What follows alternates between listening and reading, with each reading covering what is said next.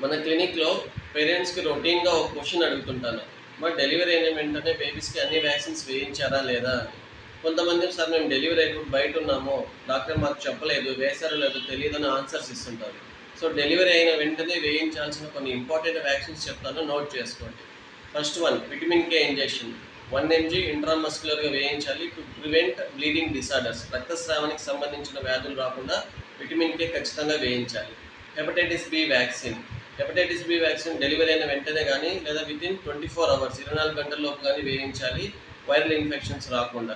ఒకవేళ మదర్‌కి hepatitis B positive ఉంటే హెపటైటిస్ బి వ్యాక్సిన్‌తో పాటు ఇమ్యునోగ్లోబులిన్ కూడా వేయించాలి బిడ్డకి. Next third one BCG vaccine. TB రాకుండా బీసీజీ వ్యాక్సిన్ డెలివరీ అయిన వెంటనే కానీ లేదా వితిన్ 1 ఇయర్ లోపు ఎప్పుడైనా కానీ వేయించవచ్చు. And fourth one polio vaccine. Oral polio vaccine delivery అయిన వెంటనే కానీ లేదా 15 రోజుల లోపల ఎప్పుడైనా వేయించవచ్చు. సో ఈ 4 ఇంపార్టెంట్ వ్యాక్సిన్స్ ఇంజెక్షన్స్ డెలివరీ అయిన వెంటనే బేబీ ఖచ్చితంగా వేయించాలి. ఇదంతా విన్న తర్వాత సార్ గవర్నమెంట్ వ్యాక్సిన్స్ వేయించాలా, ప్రైవేట్ వ్యాక్సిన్స్ వేయించాలా అని డౌట్ రావచ్చు. మన గవర్నమెంట్ లక్షల కోట్లు ఖర్చు పెట్టి బెస్ట్ వ్యాక్సిన్స్నే అందిస్తున్నారు. సో మీకు వీలున్న చోట గవర్నమెంట్లో కానీ ప్రైవేట్లో కానీ వేయించుకోవచ్చు. అండ్ ప్రైవేట్లో పెయిన్లెస్ వ్యాక్సిన్స్ కూడా అవైలబుల్లో ఉన్నాయి. Thank you so much.